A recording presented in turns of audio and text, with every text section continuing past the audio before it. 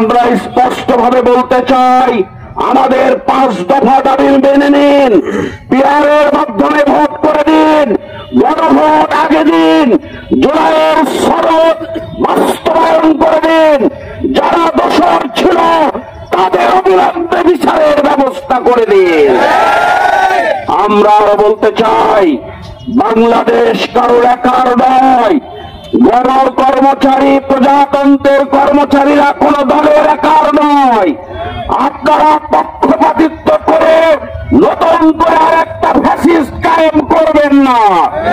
যদি করেন তাহলে বেনজিরের মতো আপনাদের পালাতে হবে, হারুনের মতো আপনাদের পালাতে হবে, আপনারা রাস্তা খুঁজে পাবেন না।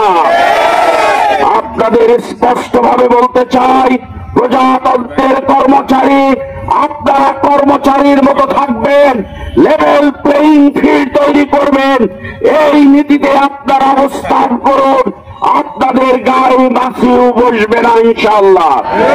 সংগ্রামী বন্ধুগণ, আমরা খুব স্পষ্টভাবে বলতে চাই, আমরা ভোট চুরি করব না, ভোট চুরি কাউকে করতেও দেব না। আমরা দুর্নীতি করব না, দুর্নীতি আমরা কাউকে করতেও দেব না। আমরা দিনের ভোট রাতে করব না, রাতে কাউকে ভোট করতেও দেব না। আমরা কোন মানুষের অধিকার হরণ করব না, কাউকে অধিকার নিয়ে সিনেমিনেও খেলতে দেব না। আমার ভোট আমি দেব, যোগ্য প্রার্থী যে তাকেই দেব।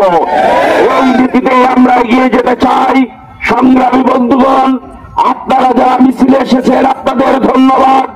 আমরা এখন মিছিলটি কবরী রোড থেকে নিয়ে আমরা কোর্টমোড় থেকে চৌরাস্তা হয়ে আমরা এখানে ফিরে আসব।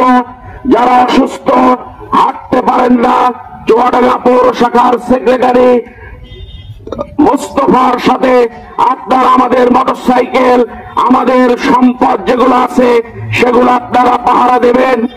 আর রাস্তার সামনে, মিছিলের সামনে যারা থাকবেন তারা শান্তভাবে আমাদের রাস্তাটা পরিষ্কার করবেন।